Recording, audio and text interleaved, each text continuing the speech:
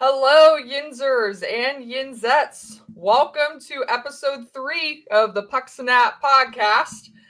Today, we're going to talk about what we're thankful for in Penguins hockey. We're also going to get into some of what happened this week as far as the Tomasino trade, who's trending up, trending down as usual. And we might talk a little bit of Dubas as well. So stick with us. Hope you enjoy it. And we'll have all that, much more in that.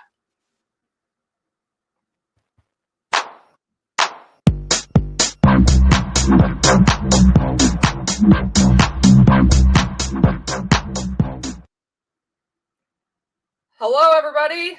How's it going? Hope you're doing well on this fine Wednesday afternoon. I'm one of your hosts, Kelsey Surmacz from the Hockey News. As a reminder, you can find me on X at Kelsey_Surmacz4. On Blue Sky, same thing with no underscore. Threads, same thing with underscore. And I am joined by my co-host, Hannah Kirkell, once again. How are you doing outside, Hannah? Hi, everybody. I'm Hannah Kirkell. I am at my parents' house for Thanksgiving, which means there is not a single peace and quiet spot inside the house. So I have been exiled to the deck. If I seem a little scatterbrained, it's because I'm cold. Yeah, you guys can find me on Twitter at H_Kirk6. You can find me on Threads at Kirkell6. You can find me on Blue Sky at HKirk6, no underscore. And you can read my stuff at the Sporting News NHL column. That's pretty much all me. Yeah. All right. Awesome. Well, like I said, we have a good show for you today. We're going to talk a little bit about what happened as we normally do, talk about the week in review since last Wednesday. So we're kind of just going to jump right into that weekend tilt that didn't go quite so well for the Penguins, to say the very least. Well, So I they mean, played. depending on how you look at it, if you are looking at it from a standpoint of did the Penguins win? No, they did not. But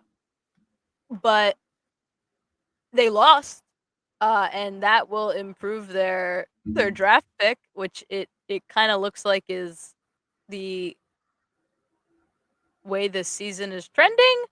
I mean, if they're not trying to tank, I would be very interested to see what them trying to tank looks like, because them not trying to tank has them with the most goals against in the league. So, you know. Maybe if they try to tank, it'll have like a reverse effect. Maybe they just need to do like the opposite of what they're trying to do right now, because whatever they're trying to do certainly isn't working. But I don't. It sounded like a helicopter over there. That would be a motorcycle, Kelsey. Gotcha. All right. Well, anyway, Michael motorcycle. All right. Well, That was yeah. a bird, for all wondering. All right. Wow. Well, we might get some sound effects from Hannah in the background, which it's authentic. It's a Thanksgiving podcast. It's a lovely fall day, and you can hear the sounds of fall and the sounds of motor vehicles in the background occasionally here. All right. So Friday, Penguins took on the Winnipeg Jets, the best team in the league, and as you would expect when one of the worst teams in the league takes on one of the best teams in the league, you got the result that you probably should have gotten. So Winnipeg defeated Pittsburgh 4-1. It was pretty much a one-sided affair for most of the night. Yeah, Winnipeg scored 3 goals to go up 3-0. Michael Bunting did get a power play goal in the third period, but Winnipeg answered at the end of the period, make it 4-1. So, again, this is an expected result against the best team in the league, and I do believe Winnipeg is the best team in the league. Oh, absolutely. They're an absolute wagon. Oh no, they are. There was one thing that was a little bit unexpected during that game. Sidney Crosby dropped the gloves. It was his 10th career fight.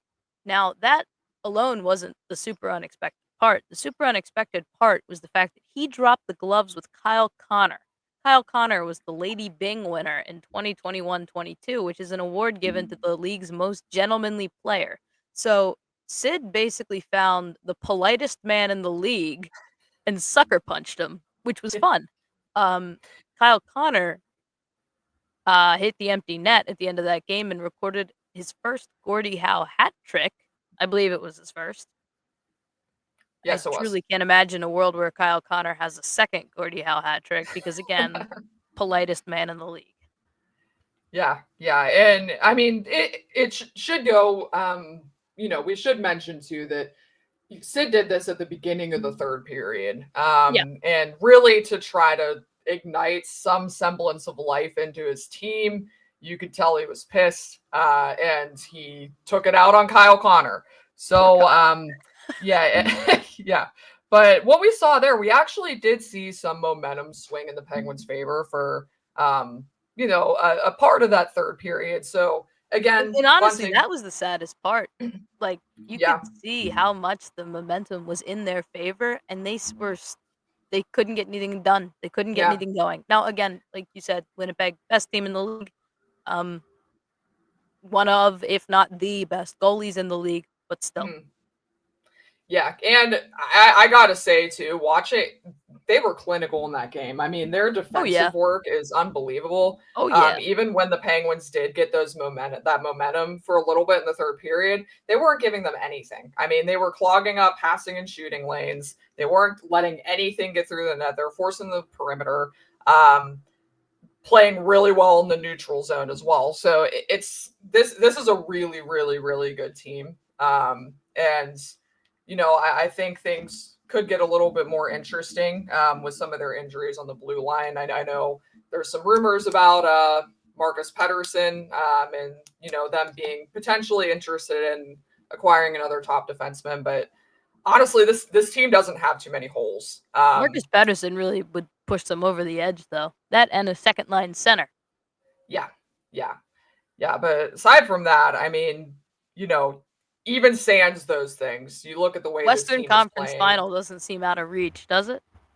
No, no, absolutely not. And especially with the way that a lot of some of the other favorites in the West are playing right now, Oh yeah. um, I think Winnipeg is pretty much separated itself at this point. Now, I mean, it's still early; a lot can change in either direction for teams at the bottom, teams at the top. But to me, this is just a team that looks like it has it figured out. Um, so we'll see. We'll see where that goes. But we're moving on to Saturday. So Saturday, the Utah Even Hockey better. Club. Yeah, yeah.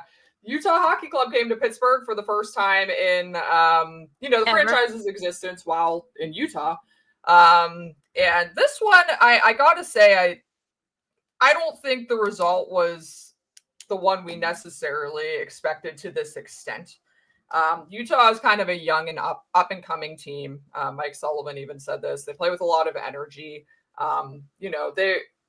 I think a lot of people had not high expectations, but um, kind Pretty of high hopeful expectations, though. expectations. I mean, Yeah, Utah was very active in the offseason, particularly around the NHL draft when they acquired Mikhail Sergachev and John Marino. Now Marino's injured.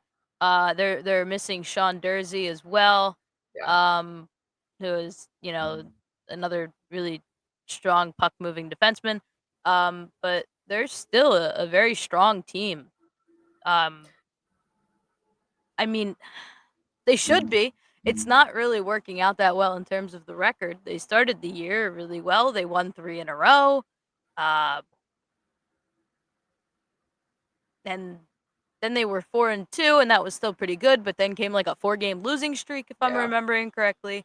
And they just haven't really been able to bounce back from that since. Uh, but they had a really nice overtime win last night against Montreal. Yeah. Yeah, that was. And also just, I mean, as far as Utah is concerned, that I think the thing with them to remember too is, I do think their goaltending has still been pretty underwhelming to start the season. This might be a team that might be looking up to further down the road, maybe just shore up a backup position or something there. Sure. But I mean, they have a ton of cap space to work with too. And with their defensive injuries, this could be something where they're looking for a defenseman at some point too. I still think there's a couple things for them to fill, but they definitely have the cap space and the assets to be able to pull something off to really try to compete. But on Saturday, so they did go up 2-0 in the first period. They certainly competed on Saturday. Yeah, and honestly, I didn't think at first this game was as lopsided as it seemed. And Sidney Crosby, that's the big story of the game, honestly. Early on in the second period, Pittsburgh got a little bit of momentum. They got a power play, and Sidney Crosby registered his 600th career goal on a 2-minute 5-on-3 that, the Penguins were kind of gifted at the beginning of the period there. So they got some momentum from that. And then, honestly, just about 7 minutes later, Utah got a power play and, pretty much put the icing on the cake for the game. 3-1 at that point. They scored 3 unanswered in the third period. And Penguins penalty kill also gave up 3 power play goals in that game. And this is something, the penalty kill had a really strong start to the season, but I think we're starting to see it fall off a little bit in recent weeks. And I think that's probably because of the absence of Lars Eller. Absolutely. I mean, the top unit I think is pretty good. The forward grouping of Nola Chari and Matt Nieto, that's a good, smart penalty killing unit. The second penalty killing unit is not good. It's not. It's Drew O'Connor and Brian Rust, and it's not very good. Yeah, and I do think too, I mean, something else that might play into this, Blake Lazan, Cody Glass have been on the injured list with a concussion as well. They are skating. They skated in a full contact capacity the last couple days. I believe Blake Lazan is a game time decision tonight against Vancouver. He is. So if they can get those guys back, that should help pretty tremendously because they've both been pretty good on the penalty kill this year. Lazat's been a good penalty killer throughout his career, so I'm looking for that to start trending up again. But Mike Sullivan even said after the game, he said the penalty kill let them down, and that's definitely true. Because I do think the Penguins were getting some momentum at the beginning of the second period, but that power play goal by Bukestad, former Penguin, shocker there. But that power play goal by raise your hand really if you were surprised. Notice that no one's hand is raised. Yeah, we can't see you, but we assume that your hand is not raised. Yeah, my hand isn't raised. Hannah's hand isn't raised. Nobody's hand's raised. Everybody knows that former Penguins become certified Penguins killers after they leave. So, yeah. Even Zach Aston Reese scored a goal Lordy vey. against the Penguins this year. So, dark times. But yeah, so following that Saturday loss, the Penguins basically were off until today. They have it told against Vancouver today on Wednesday, but in that time, there's a couple things that happened. So on Monday, later in the day, I think it was like kind of mid-afternoon, I was leaving practice when this happened, which, by the way, I want to say that it seems like every time there's a move, I publish my practice story. And then I go to the restroom and I look at my phone and a trade happens or something happens. And I'm like, well, got to rewrite that. So that's what happened on Monday. So the Penguins traded for Philip Tomasino from Nashville. All they had to give up was a 2027 fourth round pick. And Hannah, I mean, I think on the surface, this is kind of a steal of a trade for the Penguins.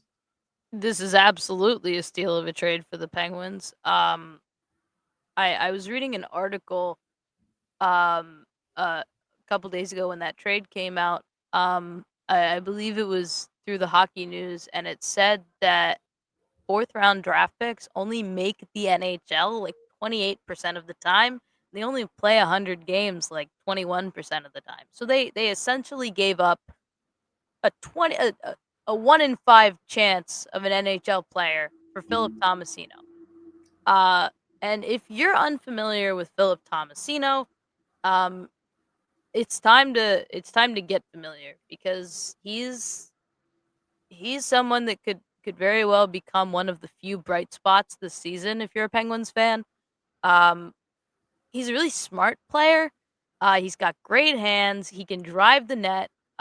He's got a nice shot. He's not bad defensively. Like, he plays smart. He had a really good rookie season in Nashville, and then he got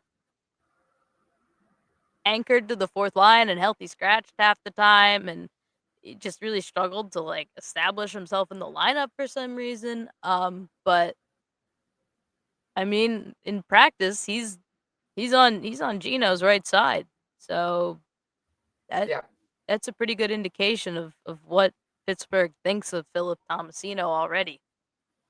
Absolutely. And, just piggybacking off of your point, I do think this is a good fit for Gino's line. Just because of the way he plays. He's kind of, as you said, he drives the net. He's a smart player, and this is something that works for Gino. But yeah, during that rookie season, he scored 11 goals, 32 points in 76 games. And I thought it was interesting kind of what he said in his little presser he did yesterday with the media. Someone kind of asked if he saw the trade coming, and he said, "I'm glad to be here. I don't even want to say too much about what happened in Nashville, but all I can say is I think this is a great opportunity for me." I think, and this is kind of documented, and if you've been paying attention to the things Andrew Brunette was saying, and just kind of some of the history there, I'm not sure the Bruins coaching staff thought very highly of him. This is obviously all speculation, but there seemed to be a little bit of a rocky relationship with Tomasino and the Nashville organization. So I'm kind of curious to see how that plays itself out. I don't want to say he was in Nashville's doghouse, but I do think that's kind of what it was. And it seems like he really needed that change of in scenery. Nashville's doghouse? Yeah, Like, that's have true. you seen that tweet about all the first round picks that they've either lost to waivers or lost to really bad trades, or Yeah, I believe it was their last 4 first round picks. Yeah. Yeah. It's Maybe it was 5. I'm gonna try to find that right now. There's But Eli Tolvanen, there's Dante Fabro, now there's Philip Tomasino. I mean, this is going back further, but you can even count Cody Glass in there too. Kevin Fiala, Cody Glass. He wasn't Nashville, I guess, but now Cody Glass was in Nashville. Was he? Yeah, he was. Oh no, he wasn't their draft pick. That's right. No, he was Vegas. He was Vegas. Yeah, he was Vegas's first ever draft pick. So, but in any case, yeah, this is something. I think this is a really good change of scenery trade for the Penguins and for Tomasino. I think this is an environment that he can thrive in, especially if that top 6 is pretty much wide open. I mean, oh, absolutely. I think it's safe to say whether or not it should be that first line is going to be a fixture for a little bit. Crosby likes playing with Russ. Rakell's good with Crosby. They're going to keep that together, I think, for a while here. But that second line, I mean, it's pretty much up for grabs. And with the way that Michael Bunting has kind of played this season, he hasn't really performed up to expectations. I think in terms of production. So I think third line makes a good bit of sense. Yeah. And I think we're going to see a little bit of a rotation there. But I'm curious to see what he kind of does in this extended opportunity to, get top 6 minutes, which, like you said, is something that was eluding him in Nashville for some reason over the past couple of seasons. So very curious to see how that plays out. But, he's excited to be here. And he did say, too, that Pittsburgh was his childhood team. He mentioned, just like playing with Sid and Gino was kind of a dream for him. He said they were his entire childhood. So it's always kind of fun to see those kinds of things play out too. For sure. Yeah. But so on that note, this was supposed to be the end, but I think this is kind of a natural transition. I do want to talk about just some of the things that Dubas is doing for a second. So I think this trade is the latest in a line of trades we see from Dubas. Really, or just moves in general, like acquiring these former first round picks that are younger, that definitely have some upside, that could potentially help the team now. But he's taking a chance on some of these guys. And that seems to kind of be a trend, because we see that with Tomasino, we see that with Glass. You can include Pugliarvi in there as well.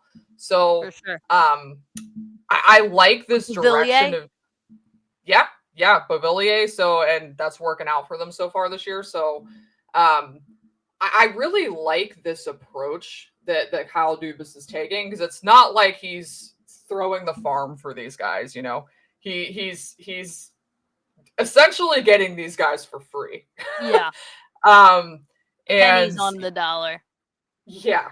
And if he can squeeze, some of this upside from these players, that could make a great deal of difference from the Penguins, especially since none of them are over the age of 26. Jesse Pugliarvi, Cody Glass. I think Cody Glass is 25 actually still. So, Jesse Pugliarvi is 26. Tomasino is 23. Actually, I guess if you're counting Beauvillier in there, he's 27. But in essence, these are all younger players. These aren't guys that they're not trading, former first round picks who are 32 years old.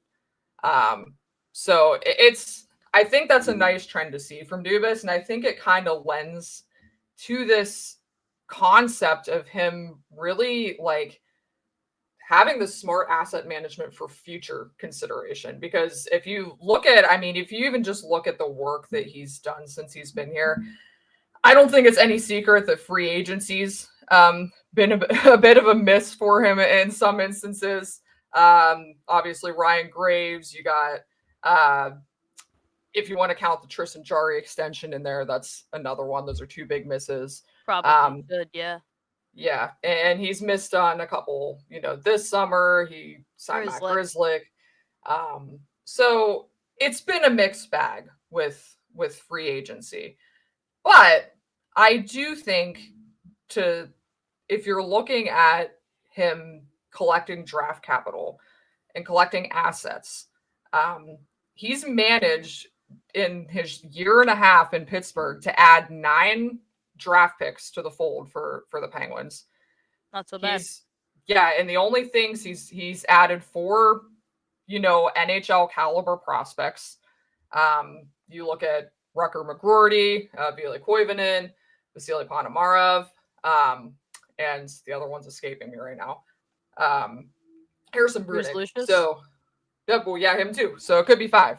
I was thinking of Brunick. So, Brunick, yes, sir. Yeah, so the only things he's given up were Eller, for 2 picks. He gave up Jaeger for McGroarty, which again, that kind of signals this direction of a rebuild on the fly, where there's a little bit of urgency to get guys that are more NHL ready. And then Guentzel, which, if you really look at that trade in a vacuum, they get Harrison Brunick out of that, who's basically a first-round caliber player. His draft stock dropped a little bit with his shoulder injury leading into the draft. So they got Harrison Brunick, they got Ponomarev, Lucius, Koivunen, Michael Bunting, and Jake Guentzel. Yep, and Guentzel didn't even end up staying in Carolina. He went to Tampa. Yeah. So if you're looking at Dubas's work from a pure asset management perspective for futures, and I'm not talking about the present, I think it's safe to say that the competitive aspect of the present has not gone the way that the Penguins were hoping and that he was hoping. He took some big swings with the Erik Karlsson trade. Still a win in my book. I know it's been a mixed bag, but the trade itself, you make that any day of the week if you're the GM at that time in the position that he was in, to have to, make the team competitive while still not mortgaging the future. But for futures and for this rebuild on the fly that he's trying to execute, I mean, considering the fact that they're probably going to get more draft capital this season and more assets, they'll have 22 million in cap space to work with next season, in the off season. And the word on the street is that he wants to acquire some young talent. I mean, he's setting himself up pretty well to be able to do that. Yeah, I mean, and if you also look at what he said he wanted to do, which was rebuilding the farm system, he's done that. He's got guys in Wilkes-Barre, Scranton that are a significant upgrade than, you know, the guys who were there when, you know, before he came in. I mean, Boris Kachuk, there's Emil Bemstrom, there's obviously Ponomarev and Koivunen, Tristan Bros down there.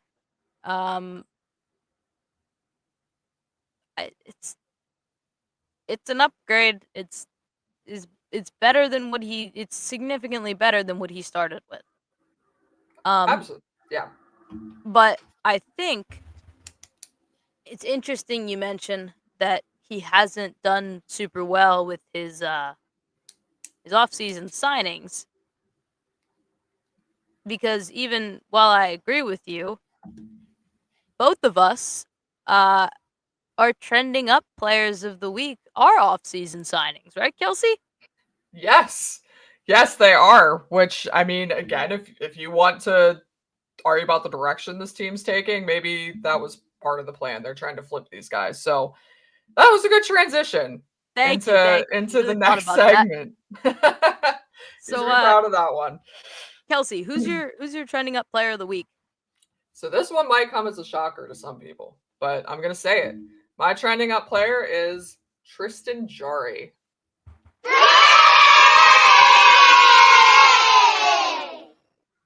Go on. All right. Yeah. Before I get roasted, which I'm sure inevitably that's gonna happen here. So when we're talking about trending up players, we're looking at this on a week-to-week basis, man. Like, it's if Brian Russ was trending 3 weeks ago up, he might be trending down now. So this is a week-by-week basis sort of thing. And if we're looking at Jarry in the past week, his last 2 starts have been his best 2 starts of the season. Against Winnipeg, he was 29 for 32, had an 897 save percentage. Against Tampa Bay was his best start of the season. He was 35 for 38, 914 save percentage. He did give up, as we know, that stinker in overtime. But otherwise, like the rest of the game before that, for the most part, I mean, I think we were starting to see, I don't even want to say the old Tristan Jarry, because Tristan Jarry has been a mixed bag for a lot of his tenure in Pittsburgh, but that was the version for most of that game of Tristan Jarry that the Penguins need, you know, for a multitude of reasons. I know there's obviously been a lot of talk about trying to offload Jarry's contract, whether or not that's realistic. The Penguins are in a better position. They're better, you know, regardless of what happens, they're in a bit better position if Tristan Jarry is playing well. And I think well might be a little bit of a stretch at this point. But I mean, again, given his performance the last week, I think it's fair to say that it looks like things are starting to trend in the right direction for him. Yeah, I mean, I've got to agree. If only because the bar was not so high. You know, when you're saying that these 2 starts were the best 2 so far. Although he did give up a goal on the first shot against Winnipeg, which is 4 out of 6 starts now? Question mark. Correct. 4 out of 6. Yeah. 4 out of 6 of the game. Yep. Yeah, that's a crazy stat. That is very difficult to wrap the mind around. That's yeah. Crazy stat, but I mean, I think even in, that game, we saw him settle down after that.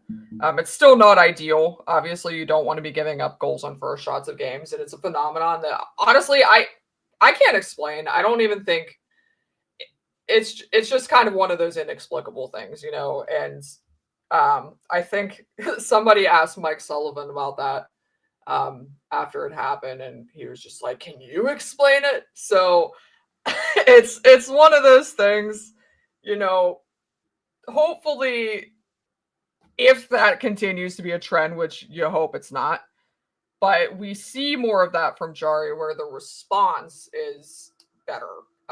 Because after the latest example, the latest case in point, he didn't really just like completely melt like he has in starts past. He actually put up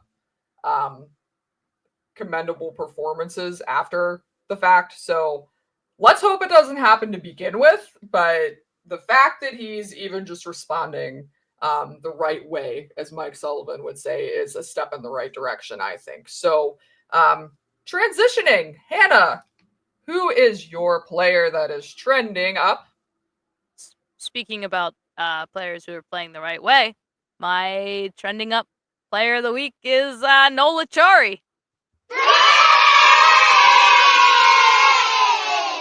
Listen, Penguins fans are no stranger to watching players who aren't giving it all every shift, right? I mean, you can't say that about Nola Chari. There was an instance in that Utah game. I almost said Arizona.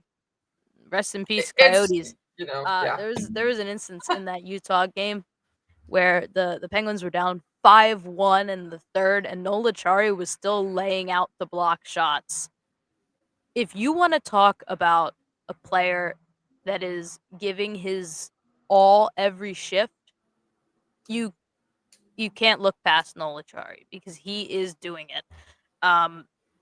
He leads the team in hits. He's got 57. He has 15 more than the next player on the team in terms of hits, which would be Rickard Rakell. He's drawn 6 penalties. He's blocked 30 shots, which is third on the team, and he leads all forwards. This is the perfect fourth line grinder. He does all of the little things right. He's good on the penalty kill. If you want someone to hit somebody, if you want someone to block a shot, what you're looking for is Nola Chari. A lot of Penguins fans dismiss him as useless because he doesn't provide a lot offensively. I don't think that's the way to look at it at all. I think certain players bring certain things to the team, and what Nola Chari brings to this team is irreplaceable because he's the only one who's doing it. Absolutely. And Mike Sullivan has reiterated on several occasions that Achari kind of does these thankless jobs, he calls them. Yeah, he does the dirty work. He's the one that needs the ice packs and the Tylenol and the Yeah. And you know what? It's one of those things too. I mean, if you're a contending team, this is the exact kind of guy you want in your lineup, in your bottom 6, on your fourth line, on your penalty kill for a playoff run. Absolutely. Down the stretch. And Absolutely. I think and people are I think people dismiss his trade value as well to some extent just because of that lack of offensive production, but this guy has trade value. I mean, this is a guy that any team would want in that role, and it's an important role. And you could argue all day about trying to get these younger players into the lineup. We didn't mention this earlier, but Valtteri Puustinen was waived on Tuesday, and you really look at what, even if you use that as a barometer, what someone like Puustinen provides the lineup and someone like Achari provides the lineup. Puustinen is going to be in a similar role to Achari if he's in that lineup, right, on the fourth line. What does Puustinen bring to that fourth line in comparison to what Noel Acciari is bringing to that fourth line in that role. Because what Valtteri Puustinen does is he's supposed to score goals, but when he's slotted into the lineup, he's not doing that. And if he's not scoring goals and he's also not leading the team in hits, he's not blocking every shot in a 5-foot radius, he's obviously not going to get playing time because that's the type of player you want on your fourth line. Yeah. You want someone to block shots. You want someone to eat pucks. You want someone to lay the other team out. That's what you want. You don't want a guy who might have a little bit more offensive upside, but I'm saying upside because that hasn't really come to fruition this season.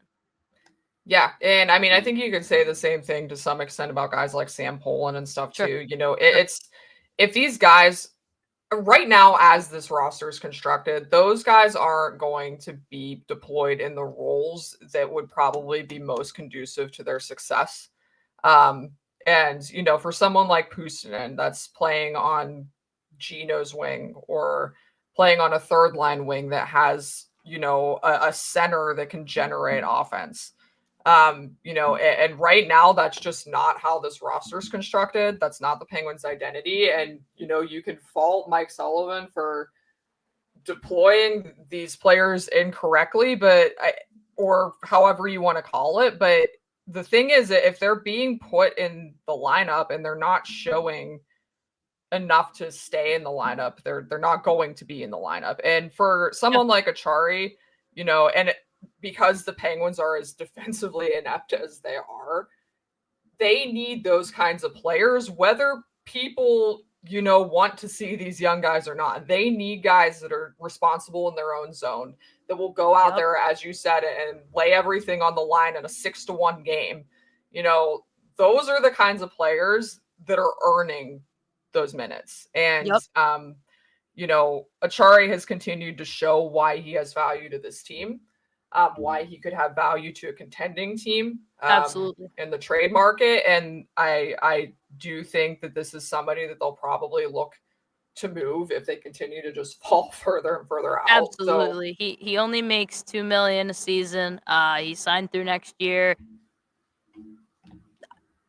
I don't think it'll be super hard to find a destination that wants a defensively responsible penalty killer who hits everything that moves and blocks every shot in a 5-foot radius. Yeah, absolutely not. And so, yeah, Noel Acciari trending up. He has been trending up, and not going to take any slander on that guy. He's earned the benefit of the doubt here.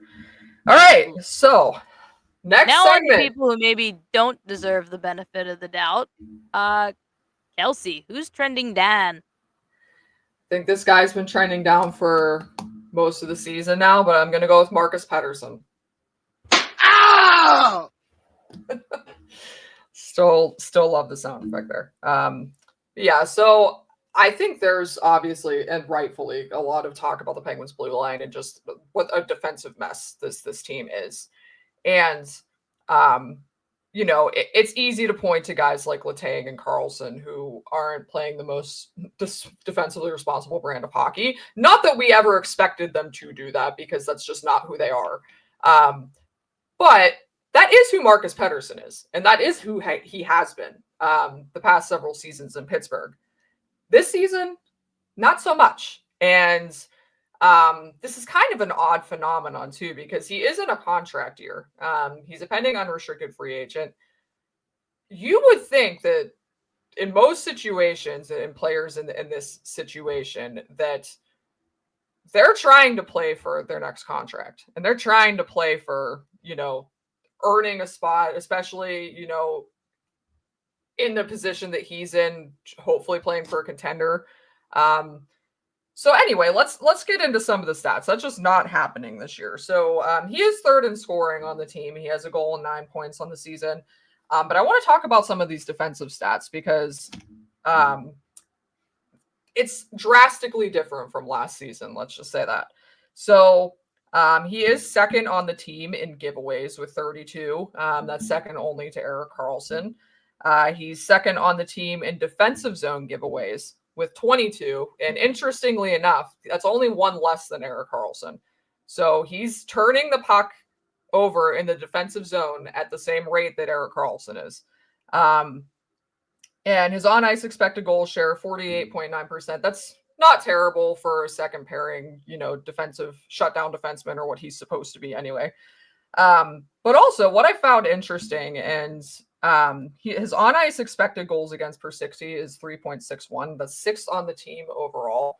And second worst among defense, or third worst among defensemen behind Letang and St. Ivany. So, Erik Karlsson's at 3.27, and that's kind of expected because he's deployed in offensive situations. He's deployed on the power play. That's a pretty holistic stat there. But what I want to point out about this specifically is these are 5-on-5 numbers.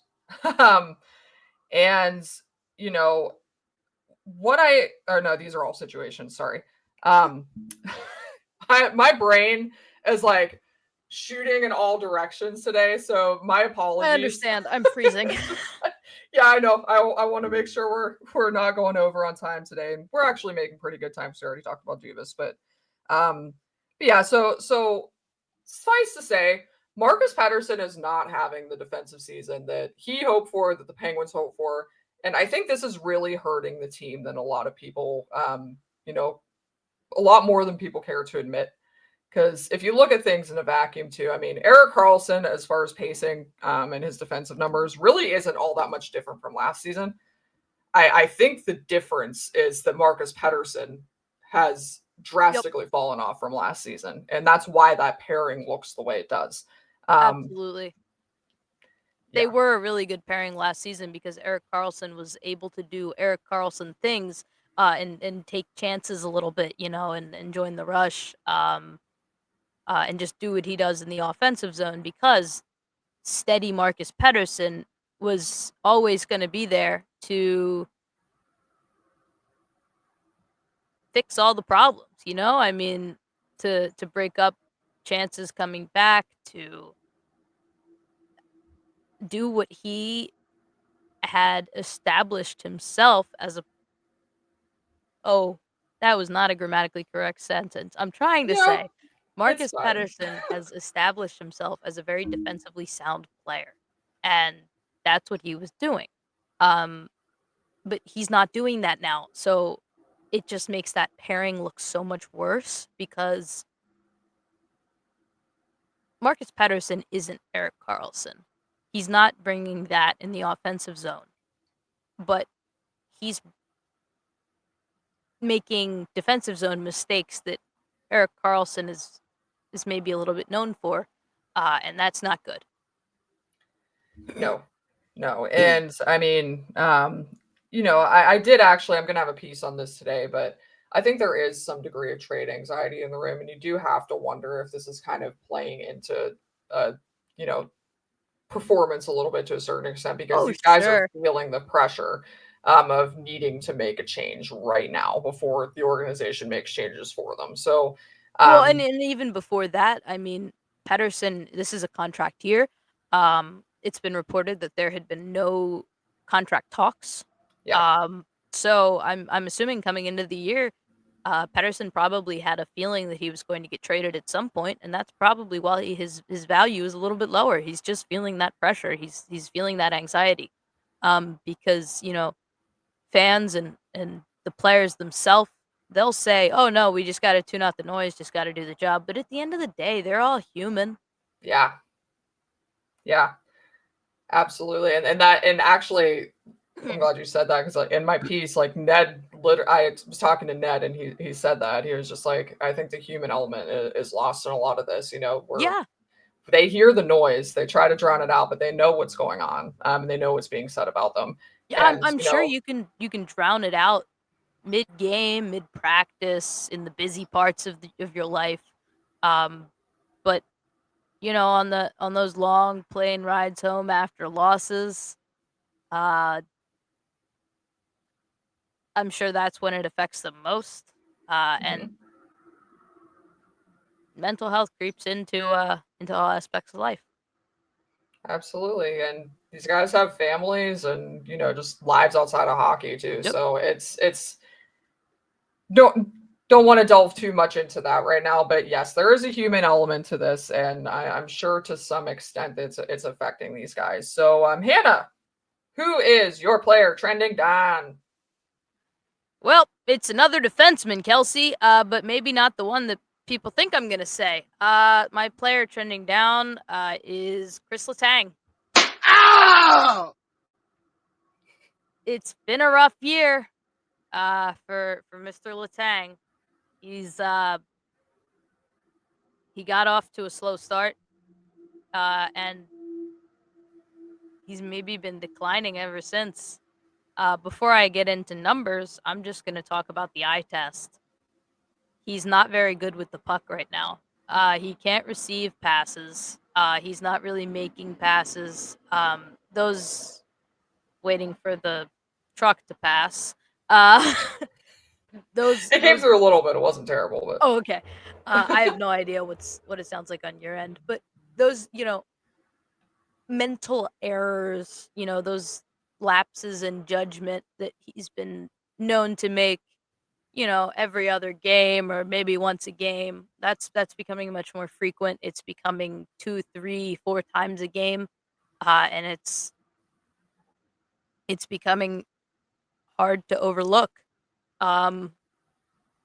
because, like you said, Kelsey, he's never been really known for his defensive play. He's been known for his offensive play, but because he's not handling the puck well right now, he's not getting it done offensively. He's not generating a ton. He's not. He's a negative 0.4 offense rating on Hockey Stat Card. I feel like that might be a little generous, even. So because he's not getting it done offensively, his defensive play is becoming harder to overlook. So now I'll get into the numbers a little bit more. He has 13 takeaways, but 18 giveaways. 10 of those come in the defensive zone. His on-ice goal share is 36.5%. That is really, really bad, especially because he's being deployed as the top pairing defenseman. He allows 4.29 high danger shot attempts against per 60. That is the 4th worst on the team. His on ice expected goals against per 60 is 3.99. That's the 3rd worst. And he's a negative 14, my mistake, goal differential, which is 4th worst on the team. Back to the Hockey Stat Card stuff. That negative 0.4 offense rating, not great. But even worse is his negative 2.3 defense rating, which means he's got a net rating of negative 2.7. His average game score is negative 0.18. And again, he's being deployed as the top pairing defenseman. Yeah. Yeah. Yeah. I can't think of a really good transition there. I'm really cold, and that's not great. That's okay. Won't keep you out there too much longer, but I do just want to say real quick too that I agree with the eye test part. I think that kind of says it all. I mean, you can even like stats aside, you can see it. And I think this was a lot of the stuff that people were kind of talking about Erik Karlsson last year and into this season too. You're starting to see the same kinds of things with Letang. It's really noticeable when he's having a bad game, which, before some of his offensive proficiency, you could make up for his defensive deficiencies. Absolutely. That's not happening anymore. And, I think it's safe to say that this is a guy who, has been through it with some defensive partners the last couple seasons too. Sure. And it at the end of the day, isn't really helping him all that much. Yeah, and Owen Pickering did start on his pairing, and he looks to be starting on that pairing Cardinal again. right in my face. I'm sorry. That's why I made that. Are you okay? I was not reacting to what you were saying at all. Please continue. I mean, it's so equally as terrifying. It's fine. Some of these stats are Get terrifying. Me out of here. This team is scary. This team is scary, Anna. Oh. Well, since this team is scaring Hannah so much. Yeah, the team is scaring me. Kelsey, I'm being attacked by wild creatures. But yeah, like you were saying, Owen Pickering was on that pairing with Crystal Tang for a little while. And then boom, Matt Grizzlick is back, and boom, immediately they give up a goal against. Now it was challenged and overturned, but I mean, you can't make this up. Yeah, and that was against Utah. And like I said, I mean, yes, I think that it's was against Utah. Yeah, and I do think it's interesting. And by the way, all these stats are provided by Money Puck, all the advanced stats. So I do think it's interesting that Owen Pickering is seeing that time on that pairing. I think it's good for him. He's been their best defensive defenseman, honestly. But also, too, I mean, just given the situation with, the uncertainty with the trade market and everything, it's probably a good idea to start giving Pickering some of those top 4 minutes just to see if he can get it done next to Letang. Carlson would be a whole other litmus test, but, it's we'll see what happens on that front. But yeah, we do want to get Hannah out of the cold. So we're going to move on to our final segment real quick. And this is going to be a quick one. It is Thanksgiving tomorrow. Yes, it is. It is Thanksgiving tomorrow. And, as hard as this team has been to watch at times this season, we do have a few things to be thankful for. So Hannah, what are you thankful for? What should the Penguins be thankful for? The Penguins should be thankful for that pick they're going to get for Anthony Beauvillier at the trade deadline, because they very well might get a second rounder depending on the market. Yeah, again, his play, it's been good.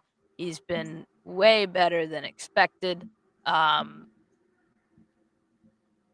sure people weren't super thrilled when it was announced that he was the big free agent signing. But he's been really impressive. He's been I mean, literally all we do on this show is just talk about how we like Beauvillier's game. But yeah. I mean, flowers for Beau. Flowers for Beau. He's gonna get you a pick at the deadline. There will be no shortage of teams who could use a little spark to that offense in the middle six, especially since he is so defensively responsible. Like, he is still an Islander at heart. Like, that will never leave him. He's just too smart. Yeah. Penguins should be thankful for Anthony Beauvillier, and it might be in their best interest to, look to maybe send him somewhere soon. Because hopefully his trade value can continue to go up. But something you want to keep an eye on. But yeah, for me, and I'm gonna be overly cliche here, but I really think there's no adjectives to describe how thankful Penguins fans should be for Sidney Crosby. He scored his 600th goal against Utah. It was a really nice moment. It was kind of dulled by the loss, and you could see that in the locker room afterwards too. But I think that's part of what makes Sidney Crosby just such a fixture in the legacy of Pittsburgh sports and hockey in general. He hits this milestone that only 21 players have done in the history of the National Hockey League. He's only the second active player to do it, behind the guy that's going to break the goal record. So this is an astounding accomplishment, and he could be in the top 16 by the end of the season and on the all-time goal scoring list. So all that aside, this happens, and in the locker room afterwards, he just looks dejected and he's not having a great time. And Sid, he loves winning. Winning is the most important thing to this guy. He could have all the milestones in the world, but his standard is so high for this team and for himself. So, the Penguins should be thankful to have a guy like this and have had a guy like this in their organization for as long as they have, because he's really one of a kind. He's 1 in a million, and congrats to Sid on 600. It's an amazing accomplishment. And, obviously, I think everyone wishes that you could have enjoyed that a little bit more than you were able to, Sid. But still an amazing accomplishment nonetheless, and he's going to go down as one of the greatest ever, as everyone in Pittsburgh already knows. So absolutely. And I mean, how crazy is it that all of the hype surrounding him, his draft year when he was in juniors, just all the pressure that had to be on him, all those insane expectations, and he's managed to exceed them. I mean, let's all be thankful for that. The Penguins should be thankful for that. He's a treat to watch night in and night out. Simple as that. Absolutely. Yeah. All right. And we're going to close with Hannah. Quick fire. What's your favorite Thanksgiving dish? What do you got to have on your plate? Oh, God. All of it. I really, I like stuffing. I like cranberry sauce. That might be a hot take. I like cranberry sauce, guys. Cope and seethe. Listen, I am right with you. Like, thank you. I need cranberry sauce, and it can't be fresh cranberries. It has to be the canned cranberry sauce. Oh yeah, that the ocean log spray or whatever it is. Like, yeah, the jelly log. Spray, the log that you got to cut slices off. Oh yeah. Yeah. Like, give me that all day. I think a couple years ago, I go to my parents for Thanksgiving, and my mom forgot to buy cranberries. I was devastated. Nope, I'm the leaving. Entire meal, I'm just looking to, because you need that balance with the stuffing, with the turkey, with the gravy. My sister makes a good sweet potato hash too, but I have no idea what's going on. I am terribly sorry. Well, on that note, there might be a fire in the neighborhood across the street from me. That's a possibility. Is it a dumpster fire, Hannah? Do you see the Pittsburgh Penguins? I do not see the Pittsburgh Penguins over there in Aston, Pennsylvania. No, I do not. All right. I'll keep looking. All right. Well, with that, we'll sign off. We had a long one today. We promise one day we'll shorten these. We'll just keep saying it. We just like to talk. Yeah, we'll just keep saying it. But all of you, seriously, enjoy your Thanksgiving holiday. Be safe out there. There are a lot of crazy drivers, as my grandmother would say, out on the road, especially on today, the day before Thanksgiving. So be careful, be safe, enjoy your holiday. As a reminder, Kelsey Surmacz with the Hockey News. You can read my stuff on the Hockey News Penguins website. Follow me on X at Kelsey_Surmacz4, Blue Sky without the underscore, Threads, same thing as X. Hannah, once again, just give them a quick reminder where they can find your stuff. Hannah Kirkell, the Sporting News. You go to sportingnews.com. You see the NHL tab. That's where you can find me.